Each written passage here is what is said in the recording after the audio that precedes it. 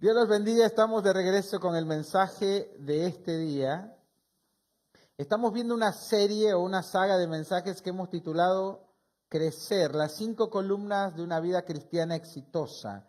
Si nos seguís en YouTube, lo vas a encontrar como los 5 secretos de una vida en victoria y prosperidad. Viste que los títulos de YouTube son medios así, le pusieron así. Estamos en el número 3, o sea, la parte 3 de 5. Hace 31 años que estoy en el ministerio y todos estos años he conocido de todo tipo de cristianos. Y he notado que hay algunos cristianos que les va muy bien y otros que no tanto. He visto cristianos que prosperan económicamente, que tienen familias felices, hijos que siguen al Señor, y otros que no tanto. Entonces, siempre me ha llamado la atención por qué, porque tenemos el mismo Dios, tenemos la misma Biblia, muchos van a la misma iglesia. O sea, en realidad no tiene que ver, porque, viste, a veces nos puede llegar a pasar, no, es culpa de mi iglesia, tengo que buscar otra iglesia. No, no es culpa de nuestra iglesia. Yendo a la misma iglesia, vos ves cristianos que tienen respuestas a sus oraciones y otros siguen batallando. Cristianos que avanzan en su vida espiritual y otros están dando vueltas en el mismo lugar o están estancados. Ves que sus familias son alcanzadas y otros que difícilmente llegan a alcanzarse a sí mismos. Entonces dices, ¿por qué? Ahora, más allá de que puede haber 1000 factores, en estos años, en estos 31 años de ministerio, he observado y le he pedido a Dios, Dios, muéstrame cómo puedo ayudar a los que les está costando más trabajo. Pues ese es mi interés, que todos lleguemos como dice la Biblia, es el deseo de Dios también, que todos lleguemos a la medida de la estatura de la plenitud de Cristo, un varón perfecto. Que todos alcancemos las promesas, que todos podamos ver realizados nuestros sueños, el anhelo de nuestro corazón, ¿sí? Que podamos ver culminadas todas las promesas de Dios en nuestra vida aquí en la tierra, no ya que estemos muertos o ya que somos viejos, no. Ahora, ¿cómo podemos llegar a ver las promesas de Dios haciéndose tangibles y reales en nuestra vida? Entonces, después de orar mucho y de observar por muchos años, descubrí que hay 5 claves que parecen básicas, pero que son de las más difíciles de conquistar. Por algo no es tan fácil y por algo no son la mayoría de los cristianos los que están disfrutando de las promesas de Dios en plenitud. Y después de orar y leer, dije, es verdad, cada una es importante. O sea, llegué a la conclusión, obviamente no yo, sino que el Espíritu Santo me fue guiando a que si logramos conquistar estas 5 áreas, si logramos apoderarnos de estos 5 secretos, por así decirlo, la Biblia dice, hablamos misterios con los que han alcanzado madurez. Y hay misterios que Dios tiene reservados para revelárnoslos cuando nosotros realmente queremos descubrirlos. Y estos son 5 misterios que tampoco son misterios porque es algo que está a la vista de todos. Uno lo vimos, que es llevar una vida de oración diaria. Pero yo no estoy hablando de orar por los alimentos o ese tipo de oración que hacemos de pasada, ¿no? No, hablo de una persona que lleva una vida de oración, ha incorporado a su vida como una práctica espiritual diaria, pasar tiempo con Dios, diariamente, como si fuese lavarse los dientes, como si fuese comer, es algo que ya es parte de su vida, de su rutina. Ese es el número 1 que tenemos que conquistar, porque una cosa es intentar ¿tá? Todos intentamos. Pero el logro está en conquistarlo, en domarlo como si fuese un animal salvaje. Es decir, en mi vida ya está esto dominado. No pasa, o sea, yo yo ya tengo un horario en que oro, yo ya tengo, no me avanza el día, lo hago en feriados, lo hago en domingo, lo hago en cualquier día. Yo tengo mi comunión con Dios. No es negociable. Ahí es cuando ya lo conquistaste. ¿Sí? Algunos todavía están en la lucha. Bueno, algunos empezaron, yo lo voy a incorporar, ya tienen un horario, pero se les escapa, viste, un feriadito, un vino la tía. No, puede pasar. Pero el que ya lo venció es parte de su vida. ¿Viste como los loquitos esos que salen a correr con lluvia? Yo he visto en la ruta, he ido en la ruta y con frío y va el loquito ese con sus shortcitos. Qué admirable, la verdad, qué admirable, corriendo con lluvia, con frío. Ese tipo de disciplina, estoy hablando, es cuando vos ya lo conquistaste. Que pase lo que pase, nadie te roba ese momento. Amén. 2, el segundo secreto, es que la palabra de Dios se convierte en una guía, en una brújula, en una lámpara que alumbra tu camino. Es algo importantísimo para vos. Obviamente la lees diario, pero no solo la lees, sino que vivís de acuerdo a sus principios, de acuerdo a sus mandatos. Y la Biblia dice, no robarás, vos no robás ni un centavo. ¿Se entiende? La palabra tiene un peso moral importante en tu vida. La palabra es una guía, es una brújula, es el compás que marca tu camino. Y obviamente ya lo has incorporado a tu vida como consulta diaria. ¿Qué dice? ¿Por qué? Porque vos sabés que la palabra no es solo letras y un libro. La palabra es Dios hablando. Es viva y eficaz.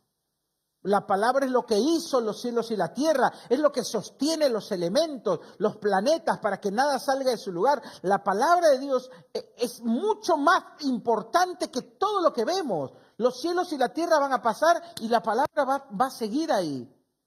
Entonces, cuando ya incorporaste a tu vida la palabra, ya conquistaste el segundo secreto. Y ahora vamos a ver el tercero. Los dos primeros son vitales. Yo diría, acá lo escribí, porque a veces hay palabras que se me olvidan, son indispensables. Sin los dos primeros yo no puedo decir que soy cristiano. O sea, si yo no soy alguien que tiene comunión, yo no puedo decir que soy cristiano. Si yo no soy alguien que vive por la palabra, yo no puedo decir que soy cristiano. Soy religioso, pero no cristiano. Alguien que sigue a Cristo, alguien que cree en Él, no podés llevar una vida sin comunión y sin la palabra. Entonces son vitales, de vital importancia, son indispensables más bien. El tercero, que es el que vamos a ver hoy, es vital, de vital importancia. Yo te digo, podés sobrevivir hasta ahí, pero si querés permanecer, tenés que incorporarlo a tu vida, que es lo que vamos a ver hoy. Hace poco vi algo muy interesante, en 1986, durante el desastre nuclear de Chernobyl en Ucrania. Los que son más jóvenes por ahí no tienen ni idea, pero hubo un desastre nuclear en Ucrania, Chernobyl, que hasta la fecha la zona sigue, vean, búsquenlo, vean, está radiactivo, búsquenlo en YouTube, o sea, es una zona cero, no hay vida, ahora ya empezó a surgir plantas, algunos animales raros, pero no se podía ni entrar, ¿sí? No se podía ni entrar. Es más, hay gente que mi suegro tiene conocidos por mi suegra, la mamá de mi esposa, son de ascendencia ucraniana y tenían gentes que iban, volvían a visitar allá y muchos desarrollaron cáncer solo por ir. Tremendo. Bueno, descubrieron los científicos que había árboles que sobrevivieron a la radiación y a la exposición de la radiación nuclear y no entendían cómo. Seguían dando frutos, seguían vivos y otros murieron. ¿Y qué era la característica? Que eran árboles que estaban agrupados. Y cuando estudiaron, los expertos descubrieron que algo interesantísimo, que esos árboles al estar agrupados estaban conectados por abajo con sus raíces y compartían nutrientes y compartían información para mantenerse vivos.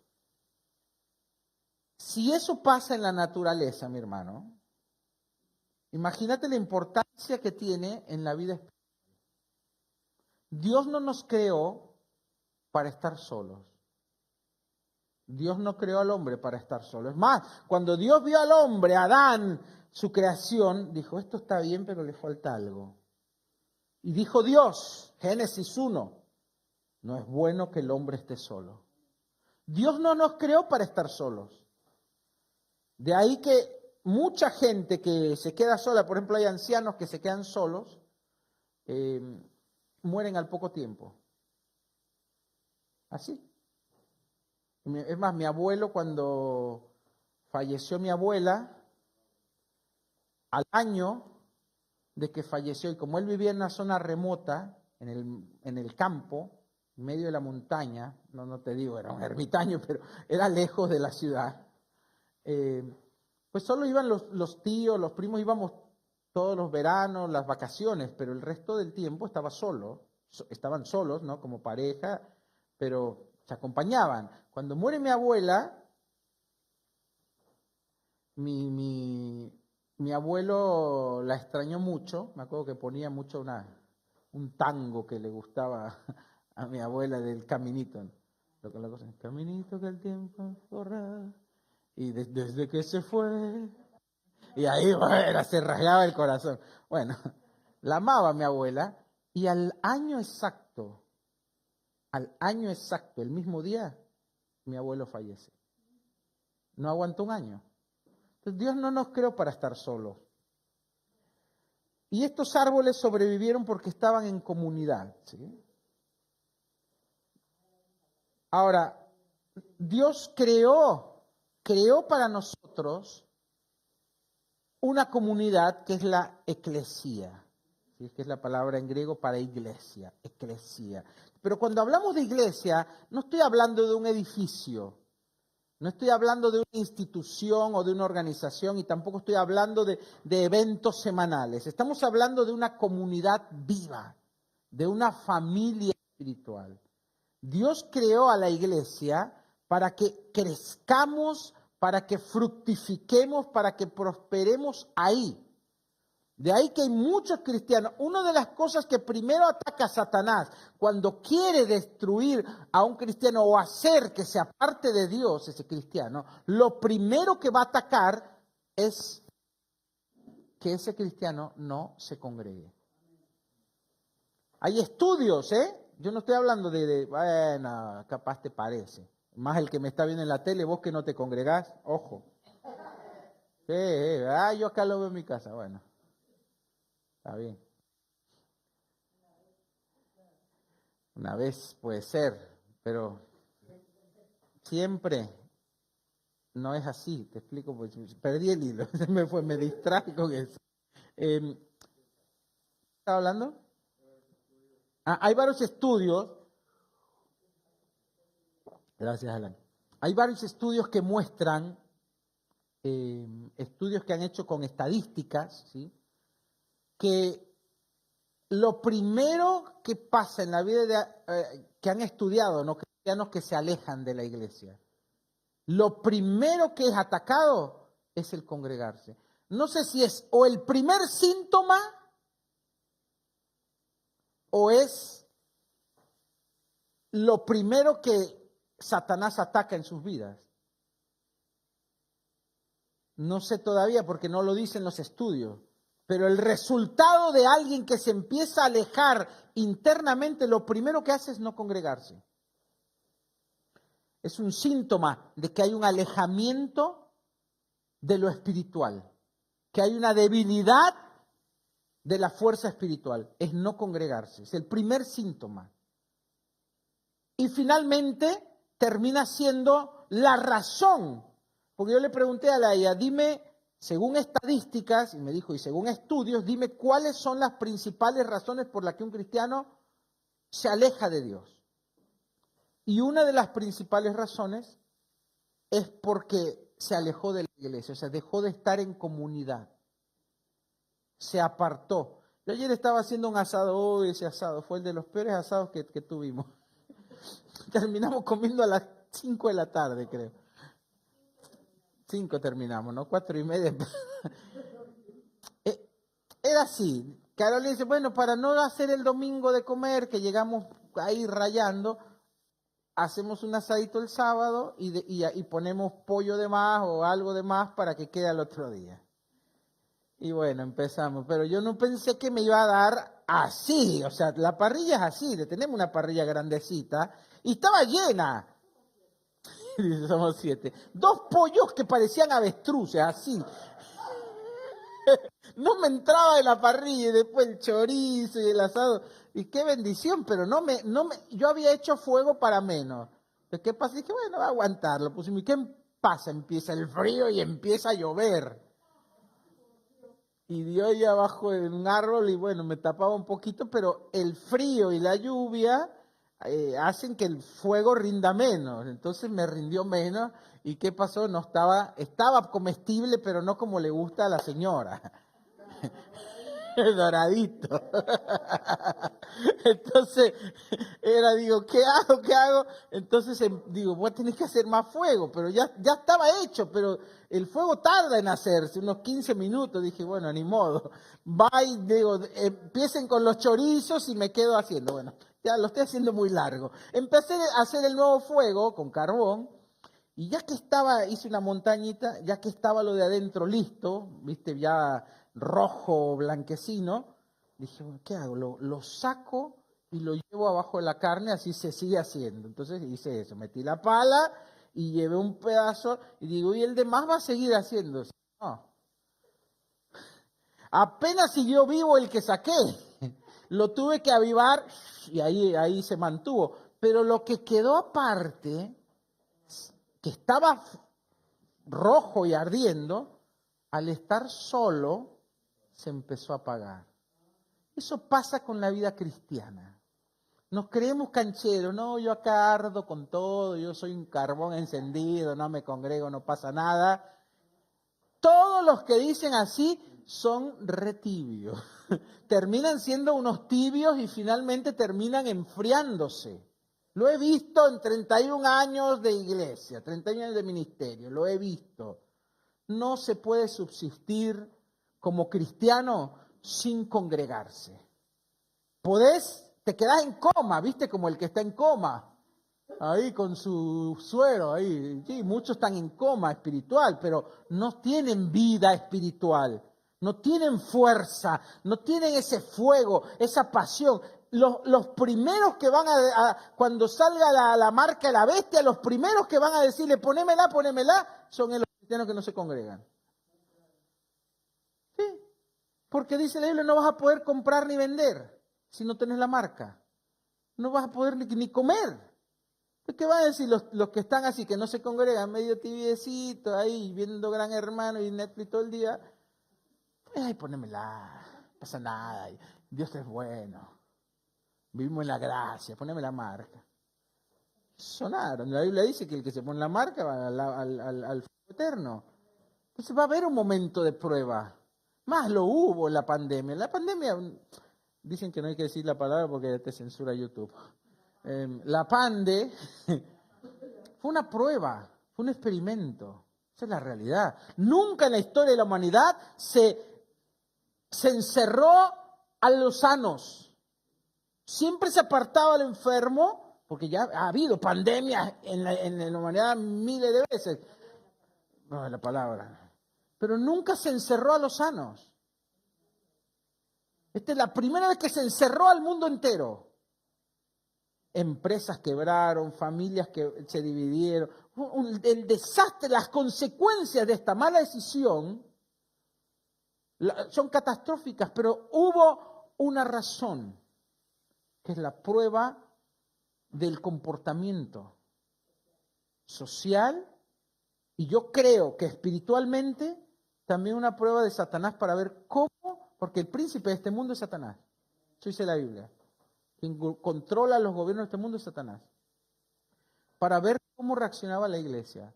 Y sabes la decepción, que un gran porcentaje de cristianos se alejó de Dios. Acá tuvimos que reempezar prácticamente la iglesia. ¿Dónde están los demás? Están alejados. Familias destruidas, vidas destruidas, por alejarse de Dios. Muchos se apartaron de la fe, solo por la pandemia. Hubo iglesias que sí, no, mantente. Nosotros seguimos, no paramos reuniones. No paramos reuniones. Y los que querían venir, venían, y los que no nos miraban en nuestra transmisión. Pero no paramos, no dejamos de predicar el evangelio. Podría venir quien venga, pero ahí estuvo la prueba. Muchas iglesias dejaron de predicar, muchas iglesias cerraron. Ay, cuídate, no sé qué, todo el verso, ¿viste? Un cristiano nunca tendría que vender su convicción de decir, yo en mi casa serviremos al Señor. Yo nunca voy a dejar, o sea, vos vas a países musulmanes, a países comunistas, a Corea del Norte, a China, donde les prohíben a los cristianos congregarse, y ellos siguen haciéndolo, peligro de muerte o peligro de cárcel, no importa, ellos siguen manteniendo su fe y su convicción, como el himno que les comenté la vez pasada. Me encantó la historia. El himno que dice, prefiero a Cristo, que aplausos aquí. Prefiero a Cristo. Y la historia es hermosa porque este hombre de una tribu se convirtió, y el jefe de la tribu y los demás ancianos de la tribu le dijeron, no podés seguir siendo cristiano, no podés seguir hablando de Cristo, no podés seguir orando a tu Dios. Y él dijo, prefiero a Cristo que todo lo que este mundo me dé. Y dice, sí, bueno, vamos a matar a tu familia. Y los arrodillaron ahí. Y él llorando dijo, sigo prefiriendo a Cristo. Y mataron a su familia delante de él, y después lo mataron a él. Y así morían los primeros cristianos. A los primeros cristianos los querían obligar a blasfemar o a negar a Cristo, y preferían ellos ir al Coliseo romano. Los ataban en postes y los encendían. Y por eso Pablo les dice, vosotros sois lumbreras vivas. Era porque los cristianos terminaban como lumbreras, los embarraban con grasa y los encendían vivos para iluminar los jardines de Nerón, para iluminar el Coliseo romano. Les abrían el vientre a las mujeres, les sacaban los bebés, le metían un gato a los cristianos. Los ponían atados en el Coliseo y soltaban a las fieras y los desgarraban y los comían vivos, los leones, los tigres. Y ellos preferían, y cada cristiano que moría, 100 se convertían de los que estaban viendo ese espectáculo, porque morían cantando y alabando a Dios. Eso está escrito, no te estoy inventando, está en la historia, en el libro de la historia. Morían cantando y alabando a Dios, que la gente decía, ¿cómo es posible que esta gente no le tema a la muerte, que no griten, que no se asusten en sus últimos momentos, siguen alabando a su Dios? Debe ser algo real, que están dispuestos a morir por ello. Y cada cristiano que moría, 100 se convertían de los espectadores. Qué tremendo. Eso está registrado en la historia. Pero una de las cosas que no le podías quitar a los cristianos era prohibirles el poder reunirse alrededor de Cristo. El congregarse, mi hermano, no es como venir a un teatro, a un show, a un cine. No. Es una obligación del creyente de reunirse, porque Jesús dijo, donde hay 2 o 3 congregados en mi nombre, yo estaré ahí en medio de ellos. Entonces, la prioridad para ellos es saber que Jesucristo iba a estar corporalmente, a nivel corporal como iglesia, en medio. Pues no es lo mismo cuando vos orás en tu casa que cuando hay 2 o 3 congregados en su nombre. Ahí Cristo se hace manifiesto completamente. O sea, Cristo desciende en espíritu cuando nosotros nos congregamos. Eso es lo que muchos no entienden. El Espíritu Santo se manifiesta cuando nosotros nos congregamos. No es solo que nos congregamos y ya. No, el Espíritu Santo está presente corporalmente, por así decirlo, que ese Espíritu, Él está presente en nuestras reuniones. No es lo mismo que cuando oramos en casa. Y por esa razón los primeros cristianos preferían morir a que les quiten el poder reunirse alrededor de Cristo. A lo que nosotros le llamamos congregarse. Para ellos era reunirse alrededor de Cristo. Sabiendo que Jesús había dicho, donde hay 2 o 3, ellos lo tomaron como un mandamiento, donde hay 2 o 3 congregados en mi nombre, yo estaré ahí en medio de ellos. Esa fue la promesa de Jesucristo. Y ellos lo creen, entonces no, por eso no dejan de congregarse, porque quieren que Jesús esté en medio de ellos. De ahí nace la importancia de congregarse, que ahora para muchos cristianos creen que es opcional. No, no es opcional, mi hermano. Es parte de la vida cristiana congregarse para que Jesús esté en medio de nuestro. Es parte de la vida cristiana. No es como, bueno, yo si no voy no pasa, lo miro en YouTube, lo miro después, la repetición. No, porque vos no sucede eso cuando vos mirás en YouTube o en las redes o la transmisión. No sucede eso, que Jesús viene corporalmente, la unción corporal de Cristo, Cristo mismo en medio nuestro. Hoy yo me acuerdo mucho del sueño que tuvo Hans cuando era más pequeño. ¿Cuántos años tendría Hans? Bueno, no, cuando viste que el cielo se abría en la iglesia y que Jesús descendía en medio, hace 7, 8 años. Y despertó, me acuerdo, emocionado, papá, soñé esto. Y eran las primeras veces que tenía una experiencia espiritual, personal, y soñó a Jesús descendiendo. Le digo, es que eso es lo que sucede.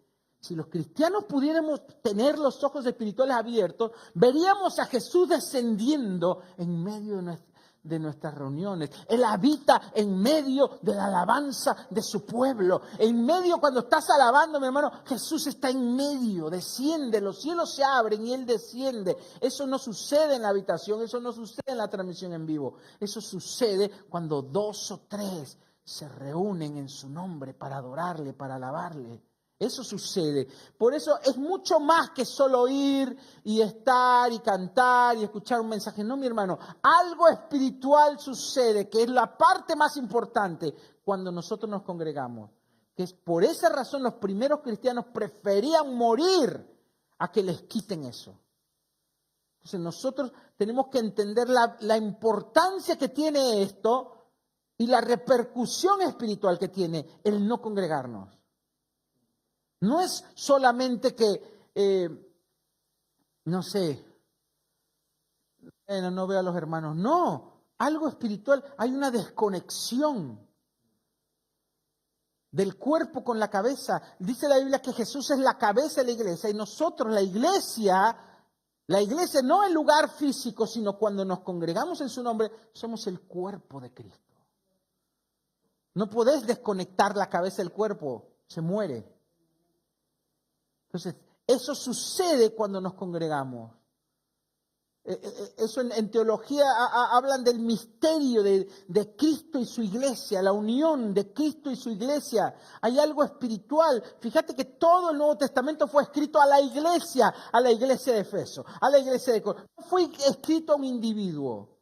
La palabra vino a la iglesia. Jesús no viene por uno o por dos, Él viene por su novia. Y su novia es la iglesia, aquellos que se congregan alrededor de Él. Pensá que cuando en la parábola habla del novio que venía, ¿se acuerdan? A las bodas y que se durmieron 5 y 5 lo seguían esperando. ¿Quiénes son las que lo recibieron? Los que estaban esperándolo, los que estaban atentos, los que estaban ahí. No las que se durmieron. Entonces el cristiano que no se congrega es como las 5 que se duermen. ¿Y qué pasó con esas 5? Se les acabó el aceite. Porque la unción viene cuando te reunís corporalmente con el cuerpo de Cristo. La unción no viene de manera personal, la unción viene en la comunión con la iglesia. Hay muchos principios espirituales que afectan el no congregarse. No es solamente decir, bueno, hoy no fui, no vi a los hermanos. No, hay algo espiritual que te nutre. Cuando vos te congregas, te nutre espiritualmente. Estás en el fuego, estás en la unción. Sos de las 5 vírgenes que están despiertas, que están esperando. Pero había 5 vírgenes que no estaban despiertas, que se durmieron, que no estaban con las otras. Lo primero que se les apagó el fuego, se les acabó el aceite. O sea, tenían la lámpara, tenían la palabra, la creían, conocían la Biblia, pero no tenían fuego y no tenían aceite. Eso sucede cuando nos congregamos alrededor de Él.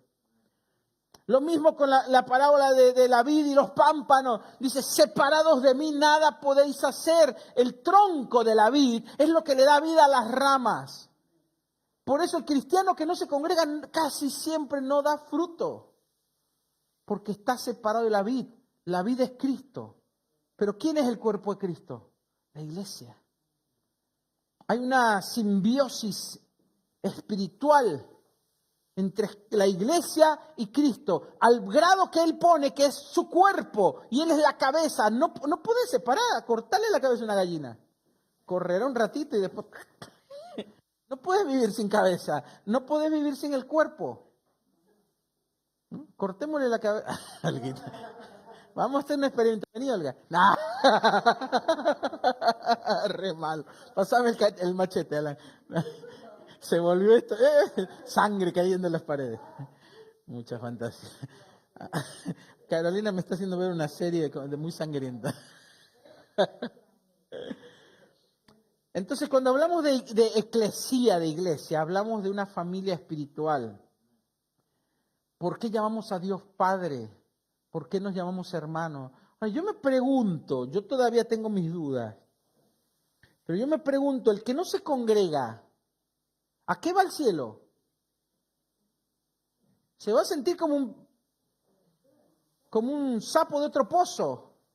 Porque en el cielo vamos a congregarnos alrededor de Él, a alabarle y adorarle día y noche. Es un culto eterno en el cielo. No es que vamos a hacer solo eso, pero la Biblia habla de lo que pasa en el cielo y cuando vos ves los escenarios del cielo a través de la Biblia, ves ángeles, gente cantándose, postrándose, adorando. Si vos no estás acostumbrado, no sé qué vas a hacer en el cielo. Si es que entras en el cielo. Porque hay muchos versículos en la Biblia. ¿Qué pasó con las 5 que estaban dormidas? 50% se quedó. Se fue el novio y decían, no. ¿Qué pasó? Dice, irán 2 en el camino. Uno será tomado y otro será dejado. Estarán 2 en la cama. Uno será tomado y otro será dejado. 50%, 50%, 50%. No lo digo yo, está en la Biblia. Entonces, yo diría que hasta peligra la salvación de aquel que no está unido al cuerpo de Cristo. Ojo vos, que no te congregás. Yo sé, muchos nos miran que no están ahí en su casa. Cristo viene, ¿en serio? Yo leo la Biblia. Uno fue dejado y otro tomado. 2 eran pareja. El que no se congregaba se quedó y el que se congregaba fue. De las 5 vírgenes, 5 se quedan, 5 se van, 50%. Tenían la palabra, lo estaban esperando. Por las otras 5 que se quedaron también estaban esperando al novio, solo que se durmieron y se apartaron de las otras. Se les acabó el fuego y el aceite, se quedaron solo con la palabra. El que no se congrega, sí, yo creo la Biblia, yo conozco la Biblia, yo cada tanto oro a Dios. Las 5, decíselo a las 5 dormidas que se quedaron. O al que se quedó en la cama, o al que iba en el camino, o al que iba en el campo, irán 2 en el campo, irán 2 en la ciudad, uno será tomado, otro será dejado. Pondré, dice, a los cabritos a mi izquierda y a mis ovejas a la derecha. En todos los ejemplos que habla de la venida de Cristo, encontramos un 50% yéndose con Él y un porcentaje de un 50%, según lo que yo veo en la Biblia, que no se van con Él. Pero lo esperaban, tenían la palabra, eran vírgenes también, eran parte de la novia, se quedaron. Yo no estoy inventando una doctrina, estoy diciendo lo que está en la Biblia. Interprételo como quiera. Pero no podemos decir, no, yo no estoy viendo nada de lo que veo. Está en la Escritura. El cristianismo no fue diseñado para sobrevivir en aislamiento, sino para florecer en comunidad, en familia. Hebreos 10, 24 y 25, versión NBI, dice, preocupémonos los unos por los otros, a fin de estimularnos en amor y a las buenas obras. No dejemos de congregarnos, como acostumbran a hacerlo algunos. Ahí está. Sino animémonos unos a otros. Dice este versículo, ¿cuántos saben que toda la Escritura es inspirada por Dios? Esto es un mandamiento. Este es un mandamiento. Esta es palabra de Dios. No es, si te gusta. No, es un mandamiento. No dejemos de congregarnos como algunos acostumbran a hacerlo, sino animémonos. ¿A qué? A congregarnos. Con mayor razón, ahora que vemos que aquel día se acerca. ¿Qué día habla? De la venida de Cristo está hablando. Y estamos más cerca que nunca de la venida de Cristo. No porque diga, bueno, nos toca vivir, porque todas las generaciones han creído que están cerca de la venida de Cristo. ¿Sí? Hace 50 años decían lo mismo, hace 100 años.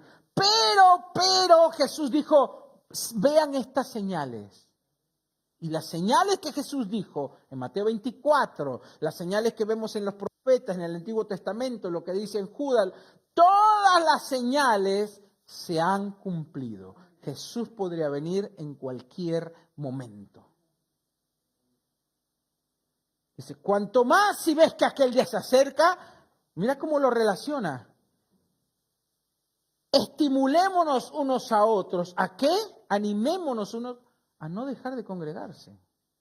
¿Por qué lo relaciona con la venida de Cristo? Pensad, toda la Biblia se tiene que interpretar con hermenéutica, que la regla para interpretarla no es que yo la interpreto como se me cante, no. Hay una regla de cómo se interpreta la Biblia. Y una de esas reglas es viendo el contexto. En el mismo versículo, el contexto está hablando, preocupémonos unos por otros. No dejémonos de congregarnos. ¿Por qué? Porque aquel día se acerca, entonces animémonos unos a otros a hacerlo. ¿Por qué hay una relación entre la venida de Cristo y el congregarse? Porque Él viene por su novia. Él no viene por individuos aislados, Él viene por su novia. Es el novio viniendo a buscar a su novia, a su amada. Y su amada es la iglesia. Si yo me desmiembro de la iglesia, si yo me separo de la vid, del tronco, esa rama se seca. Si el carbón se sale del fuego, se apaga. Y eso es lo que está pasando hoy en día. Ya empezamos a vivir la gran apostasía. Hay un gran alejamiento de cristianos de la iglesia más que nunca. Dejando de congregarse o cambiando sus valores y sus principios. O sea, es una de las señales más, la apostasía. El apartamiento de la fe. Ya se está dando. Dice, ay, no. Busca estadísticas, gracias a Dios tenemos la IA. Pregúntale a la IA. Iglesias enteras. La iglesia metodista, que hoy John Wesley se rasgaría la vestidura, se volvería a meter al ataúd y diría, clávenme acá, de ver que su iglesia se convirtió en la iglesia donde los principales referentes son pastoras drag queen, lesbianas y homosexuales invadieron los púlpitos. ¿Dónde se vio? La iglesia metodista. Una iglesia que era llena de fuego, llena de fe, principios y valores cristianos firmes. Si yo que estudié historia de la iglesia, me pareció una de las mejores iglesias.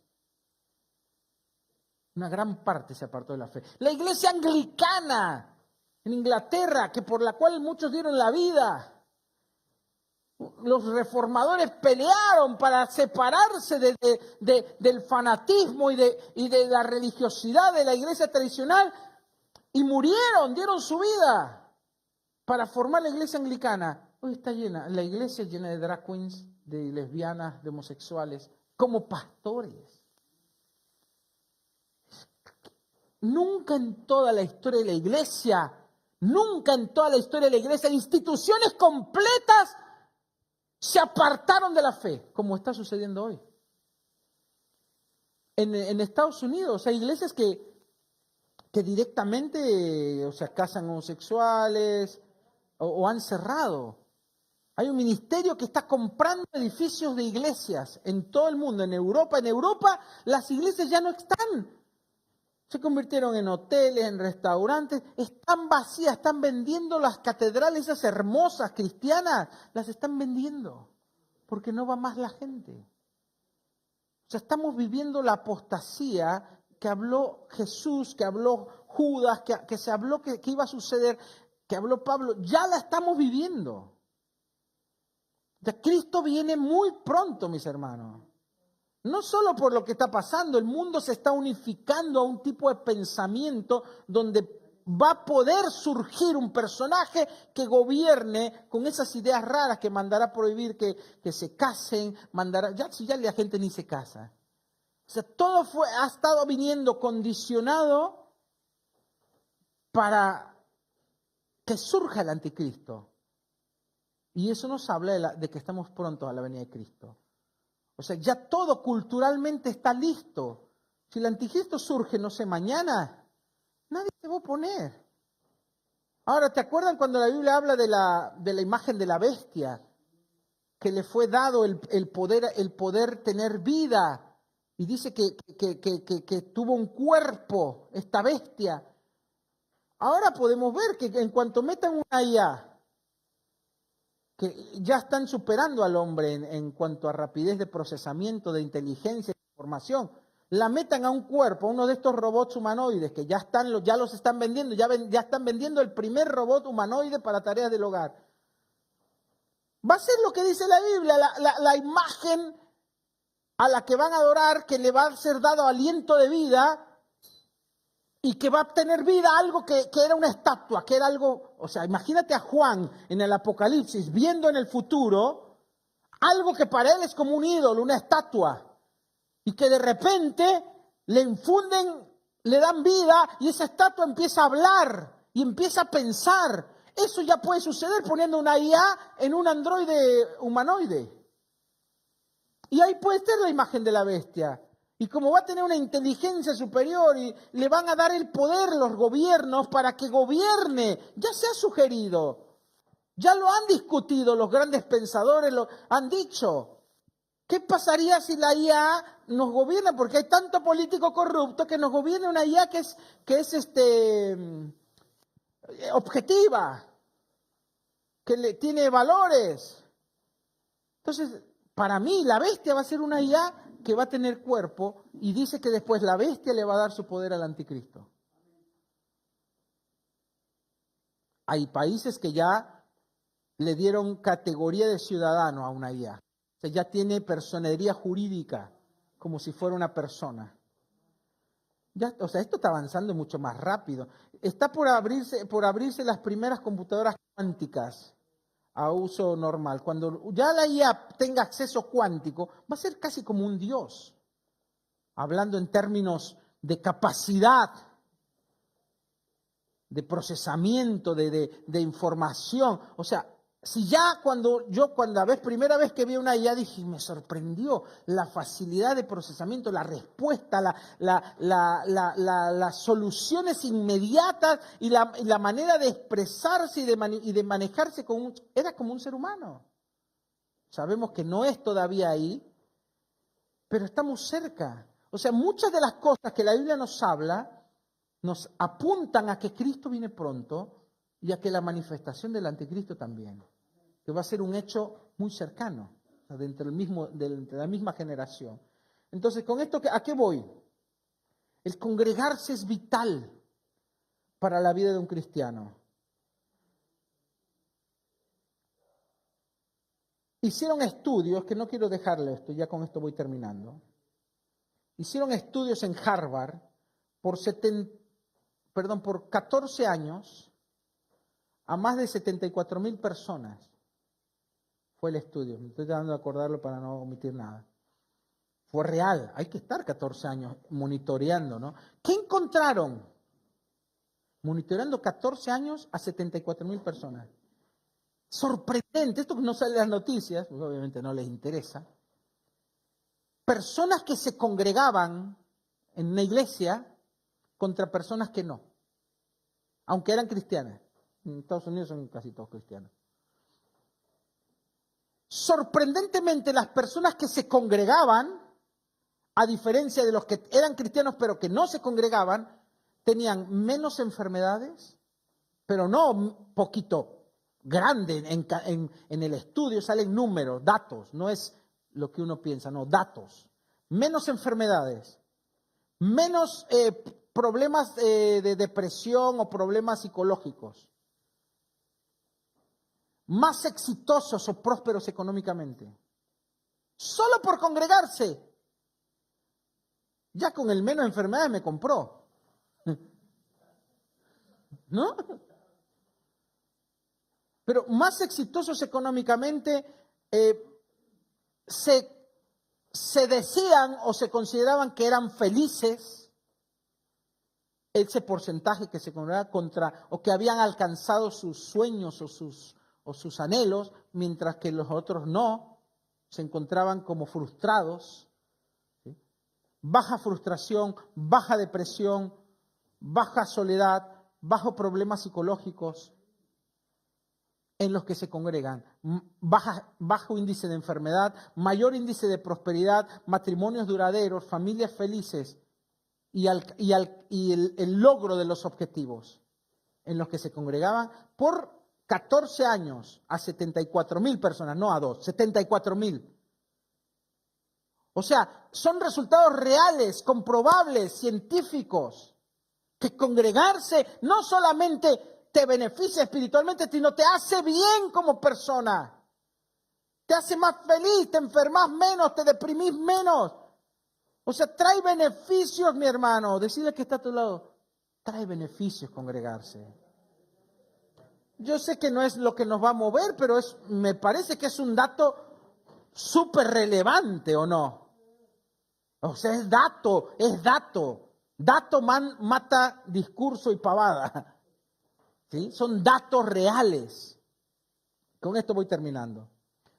La Biblia manda, por ejemplo, los unos a los otros, ¿viste? Los que dicen, no, pero yo acá tengo a Dios en mi casa. En la Biblia se encuentran muchos pasajes que dicen los unos a los otros. Los unos a los otros no los podés cumplir si no estás en una iglesia. Amarse los unos a los otros, perdonarse los unos a nosotros, orar unos por otros, exhortarse unos a otros. Hay muchos pasajes en la Biblia que hablan de los unos a los otros.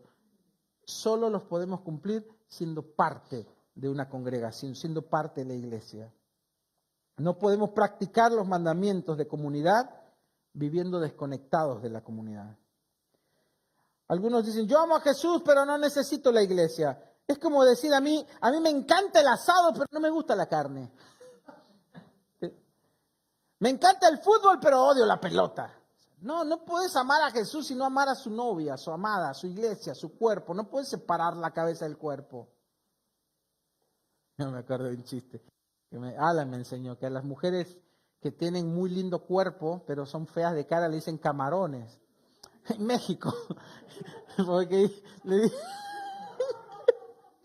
te comes el cuerpo y le arrancas la cabeza.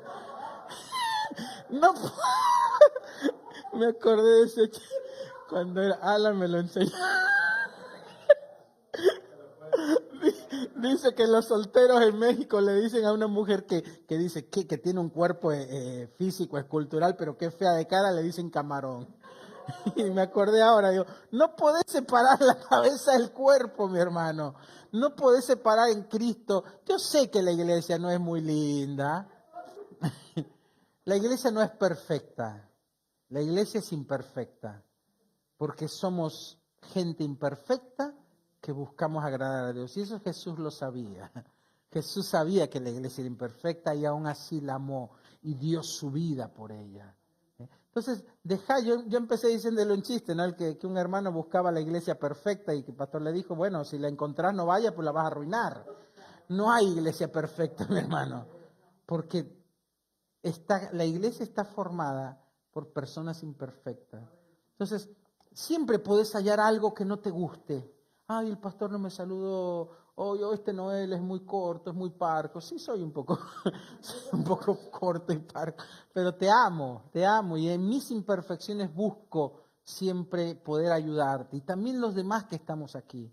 O sea, nos amamos, pero somos imperfectos, tenemos falencias, tenemos errores, pero nuestro corazón está en una buena posición. Queremos ser mejores, queremos cambiar para Cristo. Entonces, si tú estás en tu casa viendo y decís, yo no encuentro en la iglesia, vení y probá acá. Probá en amistad, te vamos a abrazar, te vamos a recibir, te vamos a querer así como sos, feo, con tu mal humor, camarón, vení igual. Pero todos somos imperfectos, pero ¿qué tenemos en común? Que queremos agradar a Dios y queremos que Él nos cambie, nos haga mejores para poder reflejarlo en este mundo. Amén. Así que bueno, ponete de pie en tu lugar, mi querido camarón. Camarón que se duerme se lo lleva la corriente. Las estadísticas son reales, mi hermano. Incluso la ciencia corrobora el beneficio que Dios estableció hace 1000 años para el creyente, la importancia de congregarse. Ahora, vamos acá al punto. No bien las personas que les va bien, a los cristianos que les va bien, son cristianos que han vencido el congregarse. A mí me gustó mucho de mi suegro porque dice que él en su familia eran muy pobres, pero algo que le enseñó su padre es que tenían que estar en la casa de Dios. Caminaban y ni siquiera en colectivo. ¿Cuántos kilómetros? 30 kilómetros caminando, a veces bajo la lluvia, a veces sin zapatos. Porque dice que a los 15 años tuvo su primer par de zapatos, sin zapatos. Y en la iglesia lo miraban raro, pero ellos iban igual.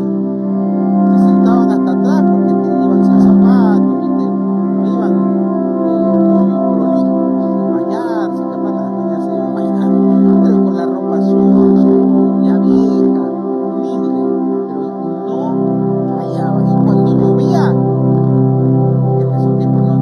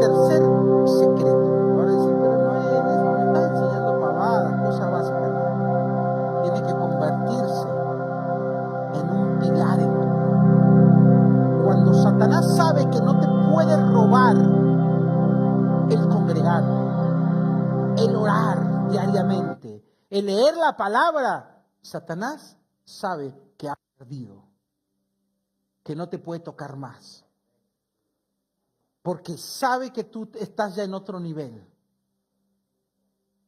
No te va a dejar de molestar, créeme, te va a molestar por otras cosas, pero eso que siempre te estaba encima, te va a dejar en paz.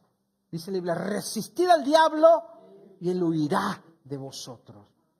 Él se da por vencido cuando sabe que para vos es innegociable leer la Biblia, orar a Dios o congregarte. Amén.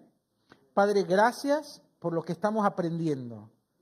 Ayúdanos a convertirlo en una convicción, en un innegociable, en un principio moral, en algo que no se mueve, que no se negocia, que no se vende, que no se cambia. Que sea una columna en nuestra vida. Y te pido que traigas pronta respuesta. Te pido que mis hermanos empiecen a ver, Señor, la respuesta cuando empiecen a incorporar estos principios. Que las ventanas de los cielos se abren, que las bendiciones vienen, que la respuesta viene rápida, que los ángeles están ahí para servir a los fieles, que están ahí para servir a aquellos que deciden dar su vida por Cristo, que están dispuestos aún a morir para que no les roben su momento con Dios. Tú traes respuesta, tú recompensas esa fidelidad, tú recompensas, Señor, esa entrega, esa consagración. Muéstraselo a tus hijos, Señor. Muéstrale a tu pueblo tu respuesta. Y que empiecen a ver, Señor, familiares volviéndose a acercar con interés de venir a ti, Señor. Cómo los cielos se abren y empieza a venir la bendición, Señor, donde había escasez. Empieza a haber sanidad donde había enfermedad. Hay protección, un vallado de fuego, Señor, que mantiene las plagas afuera. Tú eres fiel, Señor, y nosotros esperamos en ti. Ayuda a aquel que está viendo, Señor, que por alguna razón no se puede congregar, o por trabajo, o por un problema físico. Dale la capacidad de poder congregarse, Señor. Ayúdale. Y aquel que se ha alejado y que no entendía la importancia, ahora pon la disposición, el querer como el hacer, Señor, para empezar a congregarse a partir de este día. En el nombre de Jesús, atrae de nuevo a los que se alejaron, Señor, por tropiezos, por ver errores humanos, a los que se alejaron por problemas de otros, Señor, que vuelvan a ti, Señor, y que no pierdan la bendición del poder ser parte, Señor, de la eclesía, de la novia de Cristo. Sabemos que vienes pronto, Señor. Queremos estar preparados. Manténnos con el fuego encendido, Señor, con aceite en nuestras lámparas. Y te decimos, ven, Señor Jesús. Ven pronto, Señor, que tu novia te espera. Ven pronto, que tu iglesia te anhela. Ven por nosotros, Jesús. Amén y amén. Amén. Le damos un aplauso al Señor.